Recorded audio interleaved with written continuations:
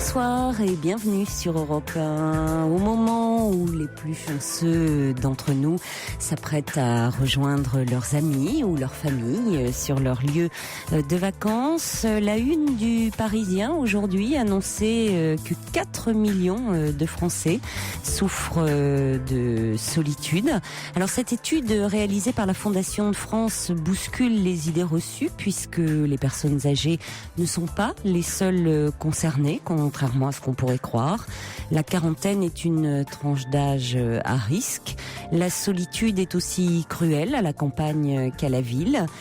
Un événement de vie tel qu'une séparation, un licenciement, une maladie peuvent nous fragiliser, nous confronter à la solitude. Mais la vraie inégalité face à l'isolement est économique. En résumé, et c'est une réalité terrible, plus on est pauvre, moins on a d'amis. Alors peut-être vous vous sentez concerné de très près par ce sujet.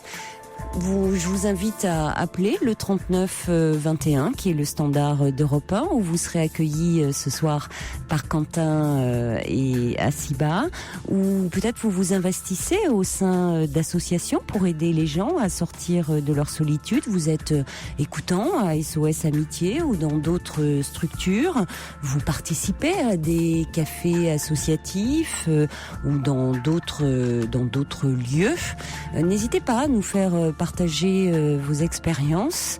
39 21. Vous pouvez également nous écrire sur le site dublanche.fr ou nous envoyer vos messages par SMS au 7 21 21 code nuit. Ce soir, c'est Vivian Lecuivre qui réalise cette émission. Alors, c'est une émission un peu particulière puisque avec le club européen, il y a, vous savez que vous pouvez jouer et être tiré au sort et ce soir, eh bien, nous accueillons, on en attend un, mais peut-être, j'espère qu'il s'est pas égaré en chemin. Il y a, voilà, j'ai un trou de mémoire. Il faut dire qu'avec la chaleur, le cerveau, c'est Jean-Pierre qui est avec nous. Nathalie et Jean-Pierre, voilà, Jean-Pierre et son épouse Nathalie et Jean-Pierre qui sont avec nous en régie.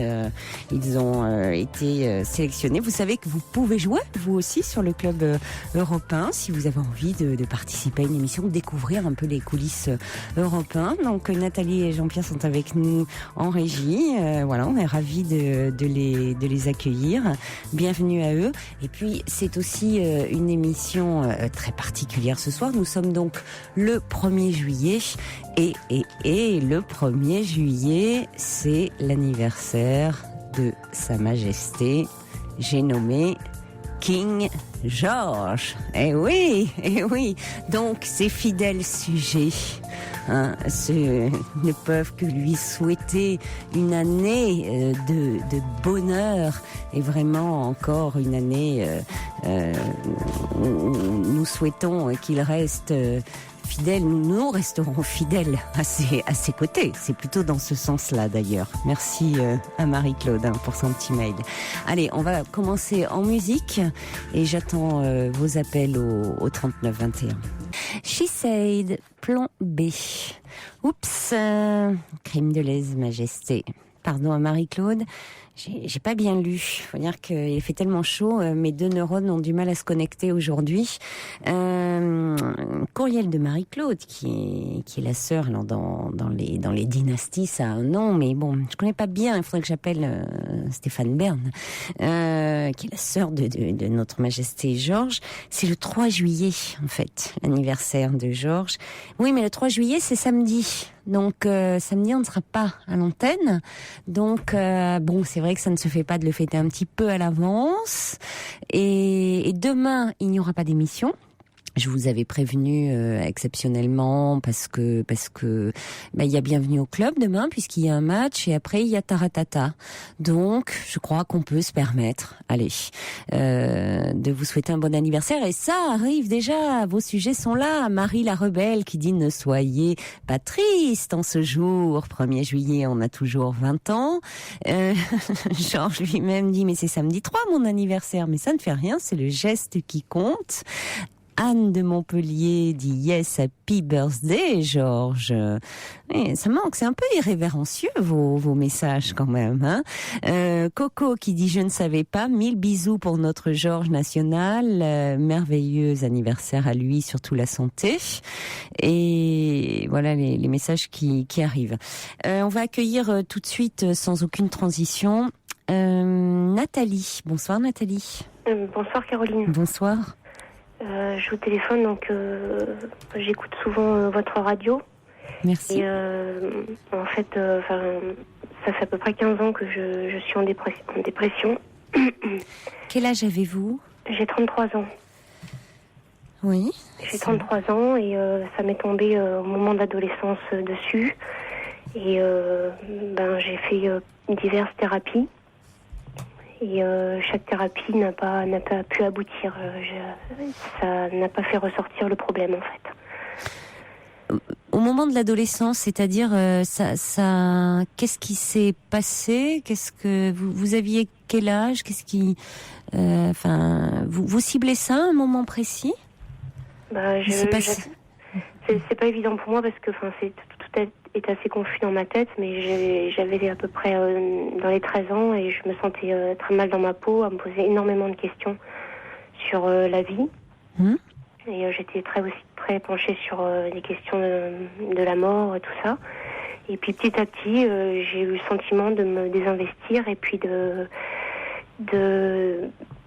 ne plus être moi-même, quoi. Je saurais pas vous dire exactement quel a été l'élément déclenchant, mais je me perds en fait parce que j'essaie de trouver pourquoi et j'y arrive pas. Je vous assure que je suis dans un état vraiment de détresse énorme. C'est-à-dire avec aucune envie, aucun grand sentiment de fatigue, envie de rien. Oui, puis cette grande peur qui m'envahit tout le temps, ces angoisses, l'impression d'avoir désinvesti complètement ce que j'étais. Mais qu'est-ce que vous voulez dire par là ? C'est un peu obscur, ça, pour moi. Désinvesti ce que vous étiez, parce que à 13 ans, sait-on qui on est ? En fait, ce que je veux dire par là, c'est que j'ai l'impression d'être spectatrice de ma vie et non pas actrice, de pas être vraiment là, quoi. Alors, quand vous dites que vous avez fait toutes sortes de thérapies, c'est-à-dire ? J'ai commencé une psychanalyse pendant 2 ans. À quel âge ? J'avais 19 ans. J'ai dû interrompre parce que j'arrivais plus je pleurais tout le temps et j'y arrivais plus. Donc, suite à ça, j'ai été hospitalisée 3 fois. Et mon psychothérapeute m'a conseillé de reprendre une psychanalyse avec un autre psychanalyste pour comprendre pourquoi j'avais pas réussi à aller jusqu'au bout. Et pareil, au bout de 2 ans, impossible. Après, j'arrivais plus à y aller, j'arrivais plus à parler. J'avais un profond dégoût, je pouvais plus y aller, quoi. Donc, j'ai arrêté. Et j'ai ensuite fait il y a ma compagne qui vous a appelé il n'y a pas si longtemps que ça. Je ne sais pas si ça vous parlera, qui vous a expliqué que je faisais du rebirth. Et vous étiez pas oui, mais ça me dit oui, effectivement, parce que oui, elle souhaite un enfant, c'est ça ? Voilà, c'est ça. Oui. Oui. Et donc j'avais entendu que vous n'approuviez pas cette méthode. Vous disiez que ça non, pouvait elle peut être dangereuse, oui. Oui, parce qu'en fait à l'avant-dernière séance, il y a beaucoup de charlatans qui la pratiquent. J'avais pas le sentiment que c'était quelqu'un de charlatan. On a commencé par on peut pas savoir, mais j'ai commencé par du Reiki avec elle. Elle voulait pas me faire du rebirth parce qu'elle pensait que c'était une méthode trop dure pour le moment pour moi. Elle me sentait trop fragile et c'est moi qui ai fait la demande après quelques mois. Et j'ai l'impression qu'à l'avant-dernière séance, en fait, il s'est passé quelque chose et quand vous parlez de décompensation psychique, j'ai l'impression que tout s'est effondré, quoi. J'ai l'impression que je suis repartie très en arrière dans mon enfance et là j'ai vraiment du mal à revenir. Oui. Et oui. Et est-ce qu'elle est à même de vous accompagner ? C'est tout le problème ? Je sais pas comment. Parce que c'est ça, c'est-à-dire que faire régresser une personne, finalement, c'est à la portée de. Pas de tout le monde, évidemment, mais avec quelques techniques, c'est pas si difficile que cela. Oui. La vraie difficulté, c'est de pouvoir après contenir, l'accompagner et de qu'est-ce qu'on en fait quand la personne est dans cet état de régression et vous voyez pour pouvoir accompagner cet état régressif. Or Oui. c'est là où il y a des personnes qui utilisent des techniques qu'en fait elles ne maîtrisent pas par la suite. Oui. Mhm. Et c'est ce qui m'avait frappé lorsque votre compagne m'avait parlé de votre parcours, c'était ces multiples thérapies essayées et finalement au fond qu'est-ce que vous retenez vous de votre histoire? Qu'est-ce qui fait un moment que cette jeune fille de 13 ans, au moment où il y a quelque chose dans une entrée dans la féminité qui a du mal à se faire et au fond dont vous n'arrivez pas à sortir et vous restez dans une forme de dépendance aussi. Oui. Mhm. Et puis non, je m'appréciais pas du tout, j'appréciais pas du tout ce que j'étais en fait. Oui, mais vous ne parlez pas, au fond vous me parlez de votre dépression, de vos thérapies, mais vous ne m'avez pas encore rien dit de vous, de personnel. C'est ça mon problème, c'est que c'est finalement, vous voyez, depuis le moment où on parle, et ça fait déjà un petit moment, tout est très obscur de vous. Il y a rien de vous, c'est-à-dire vous me parlez de votre alors je veux dire de votre mal-être, mais de vous tout reste très obscur. Donc pour quelqu'un qui a fait déjà tout un parcours en thérapie, c'est finalement quelque chose comme bon, je suis en dépression depuis 15 ans, j'ai essayé différentes thérapies, mais vous quelle est votre histoire de vie? Quel est votre parcours? Quel sens ça? Où êtes-vous là-dedans? Mais je sais plus où je suis. C'est pour ça que oui, mais c'est bien le problème. Au bout de parce que tout ça a l'air très défensif en même temps. Oui, je sais pas de quoi. Vous vous enfermez dans quelque chose. Oui. Je suis dépressive. Mhm. Or, vous n'allez pas rester éternellement en thérapie. Ça n'a pas de sens. Non, là j'ai tout arrêté. Et éternellement en disant je suis dépressive. Non, mais j'ai vraiment fait tout ce que j'ai pu, quoi. Enfin, c'est pour ça que je vous appelle, parce que j'aimerais trouver une solution, de trouver une aide, de trouver. Là, je suis perdue. Oui, mais qu'est-ce que vous avez appris de vous et de votre histoire, de votre place dans votre famille, de la relation que vous aviez avec votre père, avec votre mère, de l'enfant que vous étiez, du fait qu'aujourd'hui, finalement, vous vivez avec une femme, de tout ça. Qu'est-ce que vous avez appris de vous-même, au fond? À part de vous... C'est-à-dire que je crains, parfois, si vous voulez... Je vous bouscule un peu, hein, Nathalie. Oui, j'entends. Mais volontairement. Parce que vous êtes très jeune. C'est très jeune, 33 ans. Donc l'avenir, il reste largement ouvert. Et parfois, on peut s'enfermer derrière aussi son symptôme, sa souffrance, ses mal-être, pour ne pas s'ouvrir au monde, ne pas se lancer dans le monde, ne pas oser aller dans le monde. Mais je sais pas pourquoi je ferais ce processus-là, quoi. Parce qu'il y a des compensations, il y a des bénéfices aussi à tout ça. Il y a des bénéfices, c'est-à-dire qu'au fond, inconscient bien sûr, mais au fond, on est maintenu dans une forme de dépendance. On va pas vers les autres, c'est-à-dire que on est un peu dans une forme aussi de cocon, c'est-à-dire que on prend pas son envol. Je dis pas que c'est votre cas, je ne vous connais pas. Hein, mais ça interroge quand il y a quelque chose comme ça où depuis tant d'années, c'est ce que j'avais dit un petit peu à votre compagne. Ça tourne autant en rond. C'est pour ça qu'en fait, c'est la première fois depuis que j'ai suivi des thérapeutes ou des psychanalystes, c'est la première fois que quelqu'un me parle comme vous me parlez. Oui, mais déjà parce que bon, je suis pas votre thérapeute. Moi, je suis là à la radio et donc effectivement ma position est très différente. Mais je crois que à un moment, et de toute façon, même en thérapie, c'est-à-dire que je pense, de toute façon, quand on voit que la personne, quand bien même, ça m'est arrivé d'avoir des personnes en thérapie où ça n'avançait plus, ça tournait en rond. Il y a des moments où dans une thérapie on tourne en rond parce qu'il faut souvent beaucoup se répéter pour arriver enfin à s'entendre. Mais on sent qu'il y a quand même quelque chose qui avance. Et puis il y a des moments où vraiment on sent que plus rien n'émerge. Et je crois qu'il est du devoir aussi, je pense, du thérapeute de le dire. Parce que la thérapie, on vient pas perdre son temps et son argent. Non. Vous voyez, il faut aussi qu'il y ait quelque chose qui se passe. Parce qu'on ne vient pas passer 20 ans, 30 ans en thérapie. Ce n'est pas le temps, encore une fois, parce qu'il y a des personnes qui ont peut-être... c'est pas les années. Il y a des personnes qui ont peut-être besoin de 10 ans, de 15 ans. Pourquoi pas ?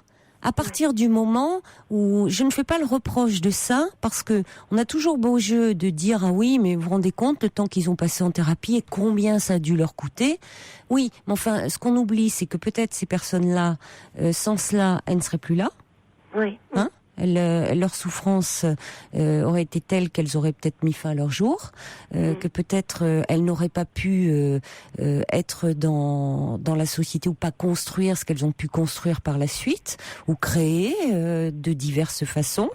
L'argent qu'elles ont mis parfois dans la thérapie, écoutez, certains le mettent à s'acheter de très belles voitures. Après, ça c'est un choix. Moi, il y a aucun jugement à porter. Bon, mais en revanche, quand on dit je fais des années de thérapie et j'avance pas et je suis toujours dans la souffrance, là oui, il faut s'interroger. Et je crois qu'il est du devoir à un moment, et peut-être de trouver quelqu'un, Nathalie, parce que je crois qu'il y a la thérapie, mais il y a aussi ce qui se passe entre le thérapeute. Oui. Vous voyez, c'est aussi parce que quand vous me dites que vous pleuriez beaucoup, c'est pas négatif en soi de pleurer. Vous savez, moi, j'ai eu beaucoup de cas où, au début, la personne ne pouvait pas dire un mot. C'est arrivé plusieurs fois, quoi. Et où, combien de fois j'ai entendu dire, mais enfin, pourquoi je viens, puisque normalement je viens pour parler, je ne fais que pleurer. Ben oui, parce qu'il y avait à pleurer. Parce qu'il y avait une telle tristesse, c'était une lame de fond. C'était une lame de fond. Eh bien, au bout d'un certain temps, de ces pleurs, une fois qu'il y a, comme une lame de fond, il y a quelque chose un peu qui se nettoie et je vous assure que les mots arrivent. Mais, bon, pardon. Oui, excusez-moi. Là, en fait, quand j'étais arrivée à ce stade avec le psychanalyste, c'est que je me sentais aussi, un sentiment où c'était de trop. C'était trop pour moi. J'arrivais plus à y aller. Je me sentais, je sais pas comment dire, si envahie, c'est un terme, envahie par trop d'émotions. Voilà. C'était trop. Je sais pas. J'aurais peut-être dû continuer, je sais pas, mais je trouvais aussi que la psychanalyse, il manquait de chaleur. Oui, je comprends. La psychanalyse ou le thérapeute que vous aviez à ce moment-là. Oui. Oui. Vous auriez aimé à ce moment-là un échange. Vous étiez allongé ? Au départ assise et après allongée, oui. Oui. Vous savez que vous auriez pu dire à ce moment-là, je me sens trop envahie. J'ai besoin d'être. Je me sens mal et j'aimerais être en face de vous. J'ai besoin ça me ferait du bien. C'est souvent. Ce qui s'est passé après. J'étais en face de lui. Après, j'y arrivais même plus en face de lui et du coup, j'ai arrêté. Plusieurs années après, je me suis dit, je vais retourner le voir pour voir où j'en suis. Et j'étais restée au même stade. Je n'arrivais plus.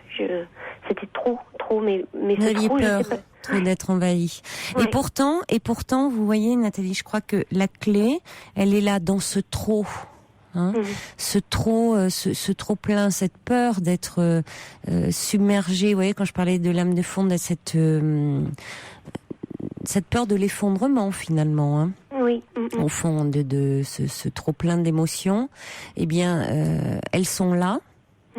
Et au fond, elles agissent et de façon extrêmement toxique, puisqu'elles agissent en négatif, c'est-à-dire que vous avez tellement peur que vous avez mis un couvercle très puissant et vous anesthésiez. Je suis complètement... Et oui, vous anesthésiez, mais au fond, vous contenez tout et au fond, ça crée aussi une douleur morale parce que vous regardez tout derrière une vitre pour contenir. Donc, il faudrait vraiment trouver quelqu'un, peu importe, psychanalyste, psychothérapeute, mais quelqu'un avec qui vous vous sentiez en confiance et qui puisse... où vous sentez que si vous voulez un moment, petit à petit, ces émotions, vous pouvez les faire sortir de vous et qui vous... C'est ça qui, à un moment, va contenir, quoi, va vous accompagner. C'est un peu, quand on parle un peu de renaissance, c'est ça qui accompagne. Hein, il y a quelque chose de cet ordre-là. Et si vous voulez... Quand je dis, c'est pas tant la méthode, c'est quelque chose qui se joue aussi entre le thérapeute et celui qui vient. Je crois beaucoup à ça. Ouais. Alors c'est vrai que c'est compliqué parce que parfois il faut en voir plusieurs. Et c'est compliqué quand on y va pour parler de soi. Parce que on n'a pas envie de se confier, ou quand on y va effectivement et d'en voir plusieurs. Mais pourtant c'est essentiel. Parce que si on se sent pas bien, on peut pas faire du bon travail.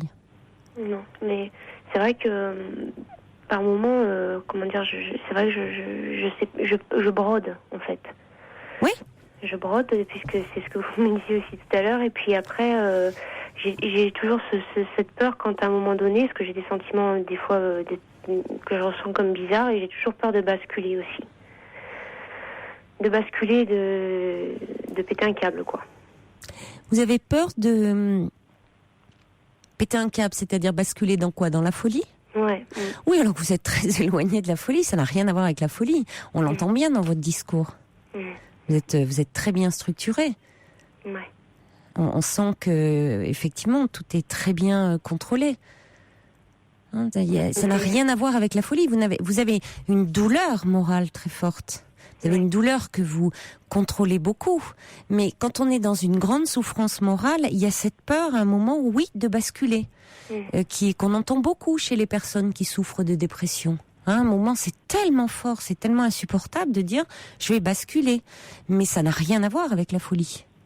Mais en revanche, vous avez peur au fond d'être submergé par vos émotions, et en les réprimant, ça se retourne contre vous. C'est-à-dire que plus vous les réprimez, plus vous vous coupez des autres. C'est ce qu'on sent. Oui.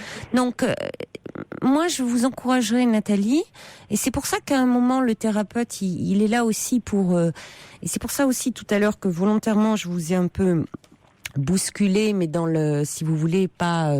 vous comprenez bien qu'il y avait rien d'agressif dans ma démarche. Je pense que vous l'avez compris, d'ailleurs.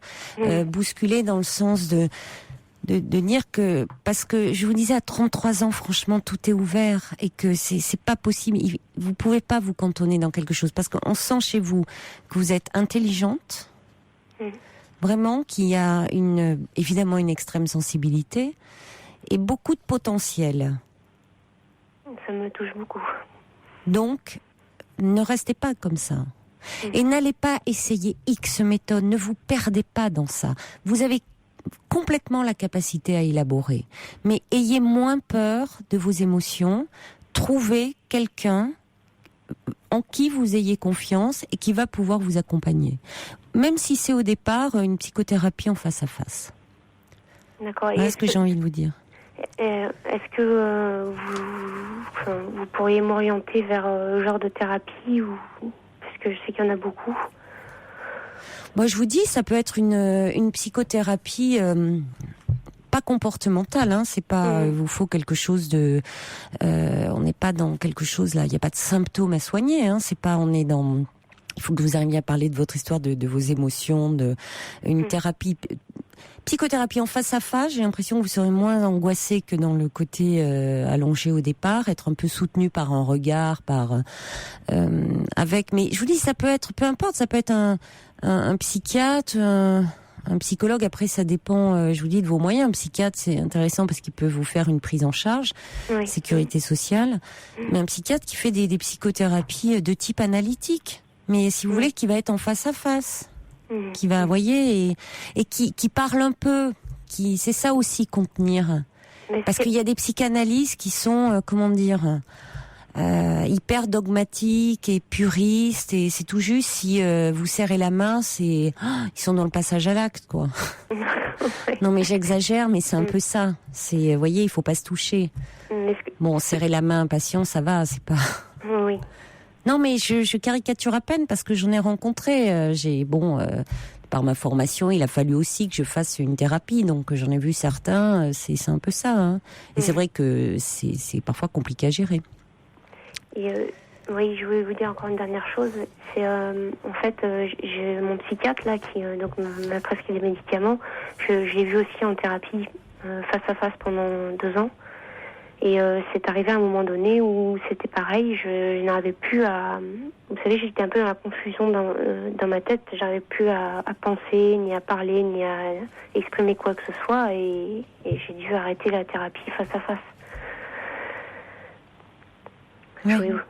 C'est pour ça que je suis un peu perdue, parce que j'ai quand même essayé... Mais si vous prescrit des médicaments, c'est important de le voir quand même, hein, pour votre dépression. Faut pas les arrêter. Oui, non, ça je continue, il est présent, là, je l'ai revu et continuez, tout ça. Oui. Mais il comprend pas pourquoi est-ce que là, je suis retombée. Mais vous faites de la résistance, hein, d'une certaine façon. Oui. Bon, hein, il y a aussi... Bon, réfléchissez à ce qu'on s'est dit, Nathalie, et ne baissez pas les bras surtout. D'accord. Pour ne pas vous enfermer dans ça, parce qu'on en sort, hein. Mais il faut aussi, d'un côté, voilà, c'est un peu ce que je voulais vous dire, c'est... Que vous aussi, vous réfléchissiez là-dessus pour vous dire que voilà, c'est pas une fatalité, que vous ne vous enfermiez pas là-dedans. Que il y a quelque chose, il y a un sens à tout ça. Et vous seul pouvez le donner. C'est pas les différentes techniques et tout, c'est vous. Vous êtes principale actrice de tout ça. Ne l'oubliez jamais, hein. D'accord, moi je vous remercie beaucoup, Caroline. Bonne chance. Merci. Au revoir, Nathalie. Bonsoir Nicole. Bonsoir Caroline, merci de me faire passer sur votre antenne. Je vous en prie, je suis là pour ça. Oui, bien sûr, normal. Bon, déjà, je voulais vous remercier pour ce que vous venez de dire au sujet de Nathalie. J'ai vécu des périodes de dépression aussi. J'ai vu pas mal de thérapeutes et ce que vous lui avez dit, c'est très très bien. Il faut qu'elle s'en sorte d'elle-même. Il faut qu'elle trouve autre chose peut-être que les thérapeutes pour pouvoir s'en sortir et rebondir. Oui, que d'essayer de passer par technique sur technique. C'est-à-dire qu'il y a un moment, quelque chose qui vient aussi de soi et puis d'un lien de... Ouais. Voilà, que ce soit du sport, des contacts, etc. Il n'y a pas que les thérapeutes et les médicaments, je pense. Bon, alors mon histoire, c'est que je suis divorcée depuis 8 ans. Je suis partie toute seule de mon propre chef suite à des dépressions aussi. Et j'ai décidé de partir pour rien et pour personne. J'ai quitté un mari, belle situation, belle maison. Et je suis venue m'installer au bord de la mer, donc très bon choix. Depuis, je n'ai plus recraqué, je n'ai pas été déprimée, tout va bien, la vie est belle. Mais quand on quitte un mari et 3 enfants, enfin bon, les enfants étaient grands, mais bon, une maison qui a toujours vécu avec du monde, des réceptions, des invitations, et que subitement, alors que je n'avais jamais vécu toute seule, jamais. À l'époque, je me suis mariée, j'ai quitté mes parents, je me suis mariée, comme tout le monde à cette époque-là, dans les années 72. On se marie, on a des enfants, et puis là, hop, là, au bout de 30 ans, je décide de partir, et là, subitement, on est toute seule. Le téléphone sonne plus personne vient vous voir. J'ai été dans une nouvelle petite ville où je connaissais pas grand monde. Et hop, là, c'est très, très, très, très dur. Là, c'est très, très dur. Les dimanches, vous voyez les gens qui se promènent au bord de la mer, la main dans la main. Vous vous dites, attends, j'ai 50 ans, je suis quand même pas trop moche. Pourquoi je suis toute seule? Pourquoi je rencontre personne? Pourquoi? Et là, plein de questions, et c'est très dur. C'est très dur. Oui, je comprends. Et qu'est-ce qui fait ce choix? Pourquoi êtes-vous partie? Vous ne connaissiez personne Dans cette là où ville je au bord suis de la venue, mer. je connaissais 2 personnes, donc deux personnes, qui m'en ont fait rencontrer d'autres. Donc maintenant, ça y est, depuis bientôt 8 ans, j'ai un super cercle d'amis. Il y a pas de souci. D'accord, vous êtes Mais reconstitué un cercle d'amis. ah oui. Mais au départ, ça a été difficile après. C'est pas évident quand on Oui. connaît plein de monde, quand on est bien intégré dans le monde du travail. Je faisais Oui. partie de l'association, d'un conseil municipal, donc j'étais très intégrée. Et bon, comme mon couple ne marchait plus, c'était de l'usure, du désamour, quoi. Donc j'ai dit on va pas rester comme ça, c'est pas possible. Bon, moi j'ai fait aussi des tentatives de suicide. Bon, c'est à cause de ça. Bon, un jour je me suis réveillée et j'ai dit bon, c'est plus possible, il faut que je m'en aille, quoi. Donc j'ai demandé l'autorisation à mes enfants. Mes 3 enfants, j'ai dit écoutez, je suis plus bien que votre papa, je crois qu'il faut que je parte. Bah maman, si tu crois que c'est mieux, vas-y. Et j'ai appelé mon mari, j'ai dit écoute, on se sépare, il m'a dit écoute, on divorce. Bon, chouette, on divorce. Et voilà. Mais sans prendre conscience des conséquences de ce que c'était qu'une vie, une vie toute seule. Et c'est vraiment pas rien. Et alors évidemment, bien sûr que j'ai rencontré des gens, bien sûr que j'ai eu des histoires qui ont duré 6 mois, qui ont duré 2 ans. Et c'est très, très, très difficile de refaire vraiment sa vie, de retrouver vraiment quelqu'un sur qui on puisse réellement compter. Mais c'est ce qu'ils disent là dans cette étude. Je ne sais pas si vous avez lu. Alors c'est aujourd'hui en France ou le Parisien. Cette étude réalisée par la Fondation de France, c'est-à-dire que il faut parfois peu de choses, c'est-à-dire qu'il y a 4 facteurs, il y a la famille, les amis, le travail, je sais plus quelle est la 4e d'ailleurs. Et il suffit qu'il y ait un pilier qui s'effondre et par exemple une séparation fait que on n'a plus du coup le cercle d'amis un peu éparpillé parce que les amis communs ils sont un peu embêtés. Ils sont très gênés. Donc, il faut du temps pour les récupérer. Parfois, on les récupère pas. Voilà, exactement. Ils ne veulent pas prendre position. Mais je dis, vous n'avez pas à prendre position. Vous pouvez me recevoir, me voir, venir chez moi et aller chez mon ex-mari, il n'y a pas de souci. Oui. Bon, j'en ai récupéré quelques-uns parce que on a quand même un petit peu de qualité, ou un petit peu d'affinité. Et puis les choses, maintenant, s'arrangent un petit peu.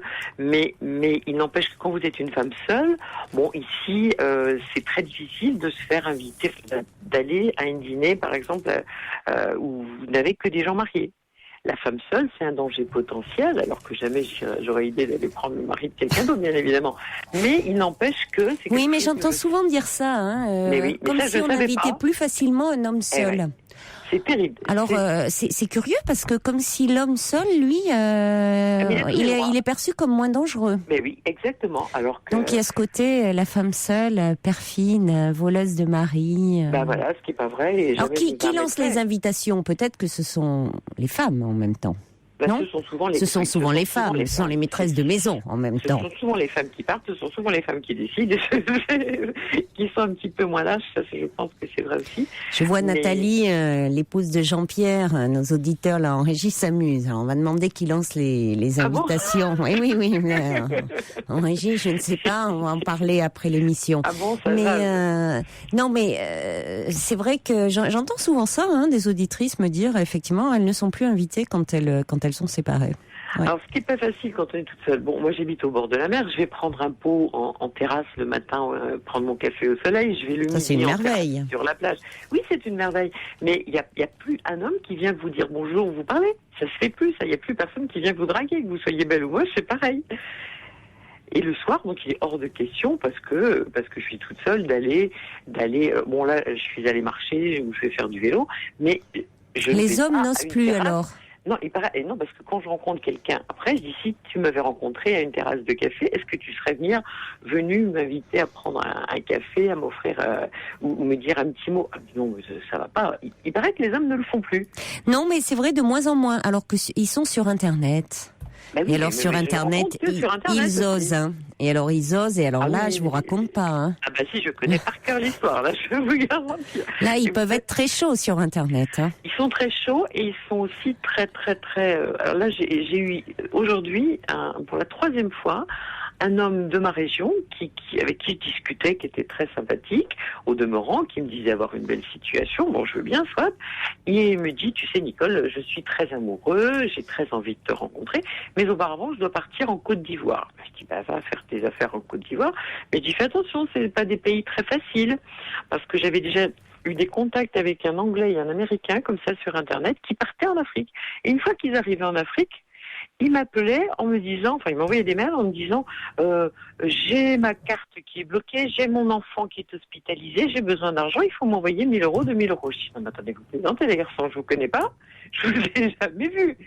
Et là, monsieur qui habite à 60 km de chez moi, que je n'ai jamais vu, est arrivé hier soir en Côte d'Ivoire. Il me dit ce matin, il m'envoie un mail, j'ai besoin de toi, tu es très importante dans ma vie, bien sûr, et est-ce que tu peux me faire tout de suite un virement de 1 000 euros? Je dis, non, attends, mais tu plaisantes, non, mais vous vous rendez compte où on va, là? Oui. Oui, avec oui. Je croyais que t'étais une Vous comptez beaucoup pour lui en même temps, hein. En lui envoyant 1 000 euros, 2 000 euros, vous comptez beaucoup dans sa vie, hein. Et j'ai pas les moyens de le faire. Et si je les avais, je le ferais pas non plus, parce que faut pas prendre les gens pour des imbéciles. Donc pour le moment, vous prenez toujours, si je comprends bien, votre café seul en terrasse. Très souvent. Alors il y a des gens que je rencontre. Bon, je vais souvent à la plage, bien sûr. Donc il y a une bande d'amis. Mais bon, j'ai des petits amis aussi de temps en temps. Mais des relations sérieuses, c'est pas facile. Là, je suis partie récemment en vacances avec quelqu'un que j'avais rencontré et qui, au bout d'une semaine, me dit, écoute, c'est pas possible de vivre avec toi parce que je suis une hyperactive, j'arrête pas, je sais pas me poser 5 minutes et il m'a dit, moi, je peux pas vivre à ton rythme. Bon, oui, c'est des choses qu'on supporte quand on se marie à 20 ans, quand on est jeune. Et moi, je vis ma vie à ma façon, ce qui est normal, je vis à la sienne, mais c'est pas compatible les deux. Bon, c'est des petits exemples, mais... Oui, non, mais c'est intéressant. Mais écoutez, Nicole, je vous propose qu'on accueille également Bénédicte, qui est avec nous au 39 21. Dans un instant, me dit-on dans le casque, j'ai des messages qui arrivent à propos justement de ce sentiment, de cette réalité par rapport à la solitude. Il y a Coco, je disais que là, dans cet article, dans cette étude, il était dit que la vraie inégalité face à l'isolement, c'était économique. C'est une triste réalité, mais que plus effectivement les gens qui gagnaient moins de 1 000 euros par mois étaient vraiment été très isolés et avaient moins de possibilités, moins d'amis, on va le dire crûment, mais c'est-à-dire sortaient moins, pouvaient moins faire de choses. Et alors Coco nous le dit bien, Coco nous envoie un petit SMS en disant c'est vrai ce que dit l'enquête, quand j'ai commencé à avoir 890 euros par mois, ma pension d'invalidité, ma seule amie est partie. Sarah nous dit, suite à une grave dépression, je me suis peu à peu renfermée sur moi-même, je me sens très seule, ne sachant plus comment aller vers les autres. Il y a Catherine qui nous dit, chaque année pendant 15 jours à 3 semaines, j'accueille une mamie pour lui éviter l'angoisse des vacances. Et puis il y a David qui dit, je vis seule depuis 7 ans. Les consolations de Sénèque m'ont toujours aidée. Je recommande à tous les solitaires de lire ce philosophe. C'est vrai que c'est un merveilleux livre. Moi aussi, je recommande les consolations de Sénèque. C'est un merveilleux livre. Oui, vraiment. Alors bon, en même temps, voilà, c'est pas. Mais c'est vrai que dans les ouvrages de philosophie, on peut trouver de très belles choses, de très belles pensées qui sont extrêmement réconfortantes. Il y a, parlant d'argent, il y a Sergio qui dit, j'ai pas assez d'argent maintenant pour toutes les bougies, Georges, mais je t'embrasse très fort, mon papy bougon préféré, surtout ne change pas. Oui, Georges, Sergio il a pas beaucoup d'argent, mais il a quand même son copain Georges, il n'oublie pas de lui souhaiter son anniversaire, comme quoi, sympa, c'est bien, il y a une belle solidarité. Mais à propos d'argent, moi ce que je peux vous dire, c'est que là j'ai mis ma maison à vendre aussi. Oui. Et je n'ai qu'une envie, c'est de partir m'installer. Enfin, c'est presque fait. J'ai déjà repéré, j'ai envie d'aller vivre au Maroc, parce que la vie est beaucoup moins chère, et qu'avec la petite retraite qui s'annonce, je serai beaucoup plus heureuse là-bas qu'ici en France. Et je me dis, je préfère manger un couscous au soleil que des pommes de terre de Noirmoutier ici. Pas mal, des pommes de terre Noirmoutier à la croque au sel. C'est sympa, je suis à moi, côté, ça m'irait bien quand même. Non, mais c'est sympa, mais si c'est pas la saison toute l'année. Non. Mais d'abord, bon là en ce moment il fait merveilleusement beau et chaud, c'est extraordinaire, mais ça dure pas. Moi j'adore la région ici quand il fait très beau, mais l'hiver quand c'est la grisaille, qu'il pleut, qu'il fait du crachin, bon, je ne supporte plus. Moi j'ai besoin de soleil, donc la solution, je vends ma maison et je pars au soleil au Maroc et je vis là-bas. Alors bon, je connais quelques personnes, donc c'est un redémarrage, un re-challenge, re-solitude, mais bon, je connais quand même quelques personnes là-bas, et pourquoi pas, Inch'Allah. Non, mais c'est marrant parce que vous êtes en même temps pleine d'allant, d'enthousiasme, enfin, vous avez vous êtes prête, vous, oui, c'est ça, à aller de l'avant, à découvrir, à vous investir, donc. Pour ne pas retomber, parce que je ne veux surtout pas redéprimer. Et les jours où il fait pas beau, si un dimanche il fait pas beau, qu'est-ce que je fais? Je prends de l'Exomil et je me mets dans mon lit. Donc disons que ça c'est pas bon du tout. Alors que quand il fait beau, je vais à la plage, je vais nager, je suis heureuse, je vois tous mes amis et la vie est belle. Il y a EBE qui réagit sur ce que vous dites là par rapport à cet homme qui vous disait que vous comptiez beaucoup pour lui et que donc il espérait que vous alliez lui envoyer 1 000 euros. Il y a EBO qui me dit, vous savez Caroline, moi j'adore votre émission. Pouvez-vous m'envoyer 1 000 euros? Mais bien sûr, écoutez, je vous fais, c'est parti, hein, vous envoyez votre adresse et appelez le 3921 et c'est comme si c'était fait, mon cher EBE. Allez, on accueille tout de suite Bénédicte. Bonsoir Bénédicte. Bonsoir. Bonsoir. Bonsoir Bénédicte. Bonsoir. J'écoutais ce que disait la dame là. Et Nicole. Oui. Déjà avant, là, une personne qui disait que c'est très dur quand on est seul, déjà de partir avec spécialement les couples. Même, je vais vous dire, pour partir en vacances en général. Ce n'est pas facile non plus parce que maintenant on vous fait payer, souvent vous payez les 3/4 d'un séjour parce qu'on vous dit mais non, si vous ne demandez pas une chambre seule, vous voyez. Je connais même un jeune homme qui est dans le même cas que moi et qui lui, pareil, ne part pas pour les mêmes raisons. Enfin bref. On vous pénalise quand les chambres seules, c'est beaucoup plus cher. Je peux vous dire que si je jouais au loto, moi j'ai toujours dit que je ferais pour les 35-60 ans, pour les gens seuls, et faire justement des activités, des trucs à prix abordable, parce que les gens sont souvent pénalisés. Bon, la deuxième chose que je voulais dire, c'est qu'aussi la solitude, alors des fois, il y en a qui la choisissent et qui tiennent, qui veulent de personnes autour d'eux, et il y a le cas inverse, ceux qui en souffrent. Et ce que je veux dire, c'est que ce que disait un peu la dame avant aussi, c'est que déjà, il faut se bouger, alors si on peut le faire, mais je donne des exemples.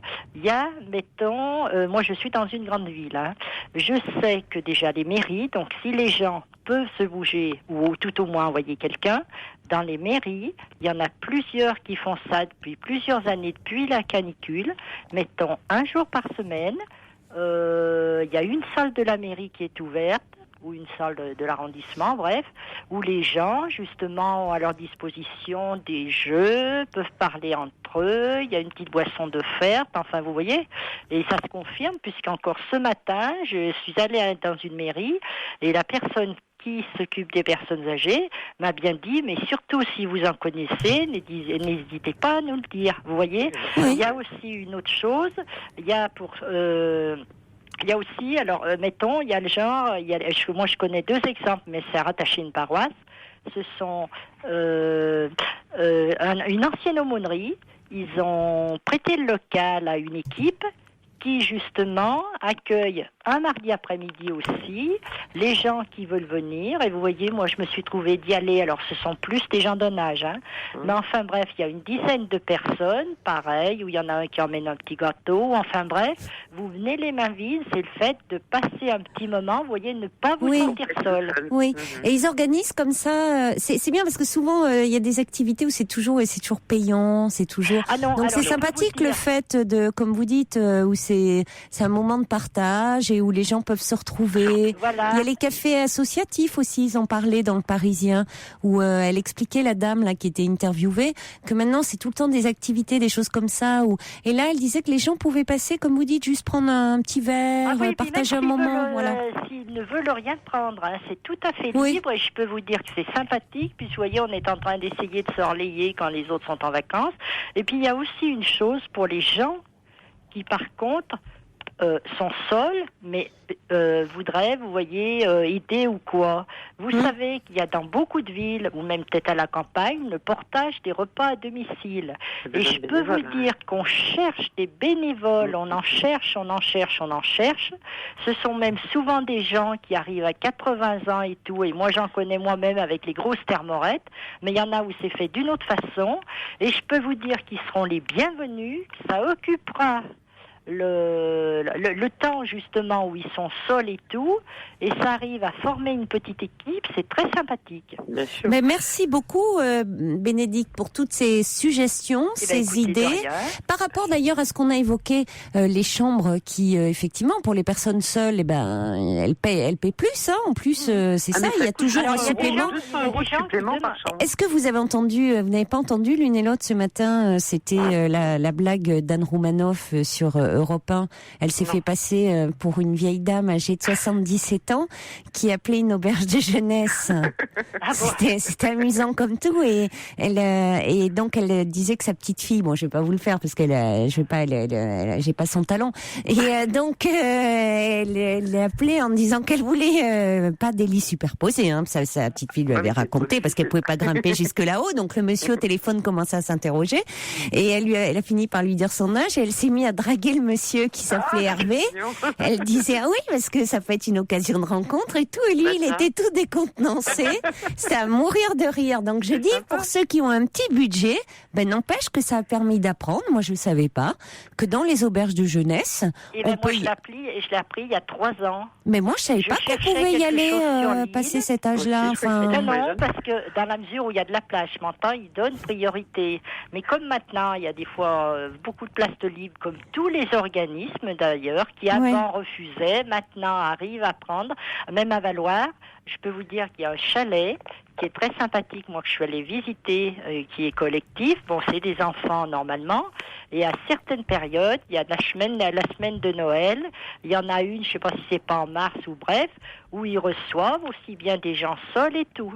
Ah oui, mais alors c'est marrant parce que moi j'ai appris ça grâce à Anne, et alors ce qui était marrant c'est qu'elle demandait au monsieur, elle préférait être dans un dortoir avec des hommes, et il lui disait ah non c'est pas mixte. Ah c'est pas mixte, là, vous voyez. Caroline, je peux je vais vous dire, moi je suis toujours partie avec des garçons bien qu'étant seuls, ça s'est toujours bien passé, et vous voyez la plupart dans le groupe nous sommes toujours célibataires, donc vous voyez comme quoi ça ne veut rien dire, et moi je me suis toujours mieux entendue avec les garçons qu'avec les filles. C'est ce que disait Anne en se faisant passer pour cette vieille dame, en disant voilà, on les a en copain.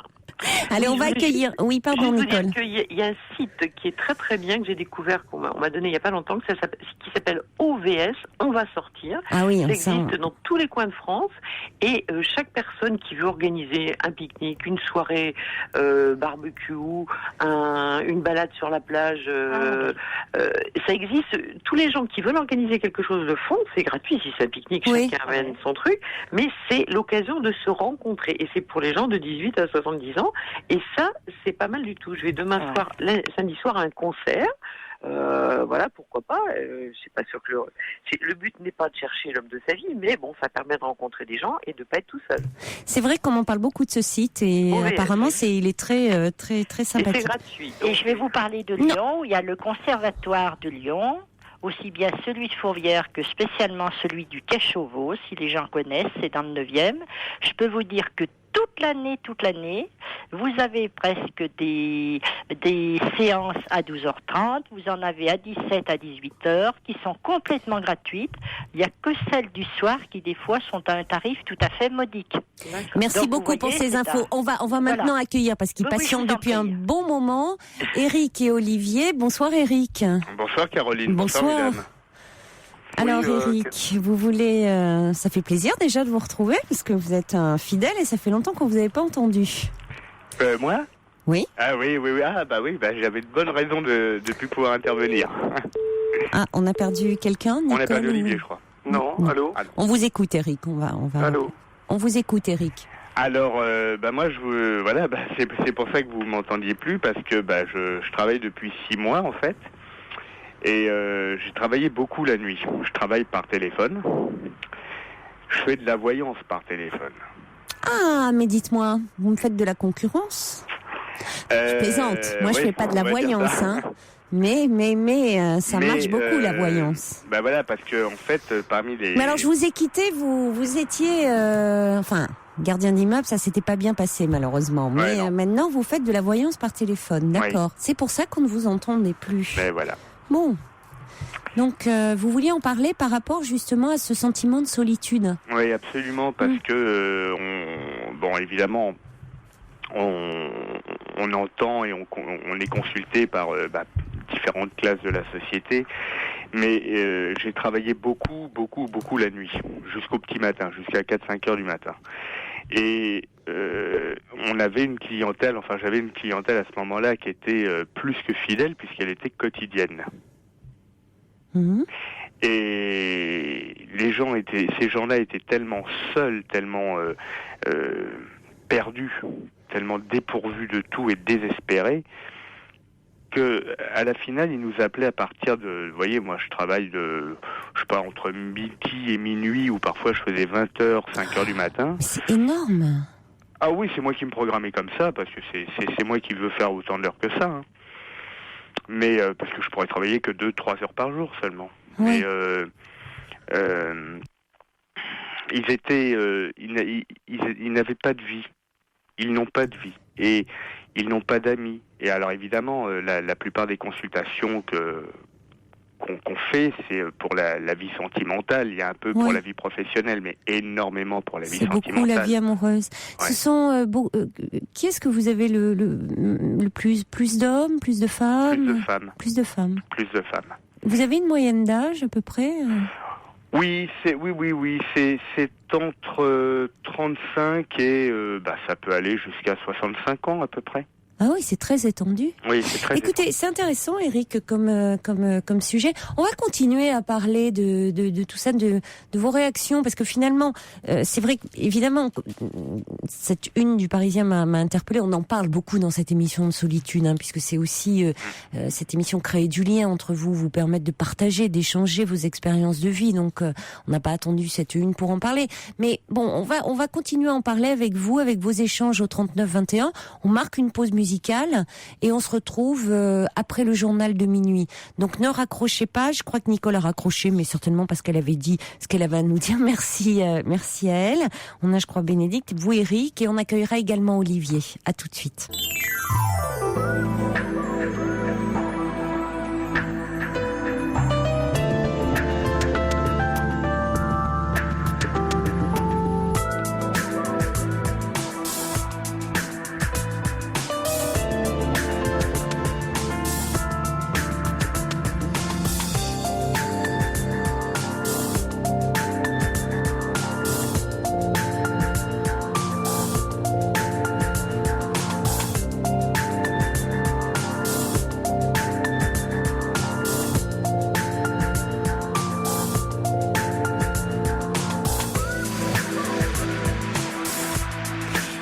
Deuxième heure de cette émission, toujours en direct, bien entendu, sur Europe 1.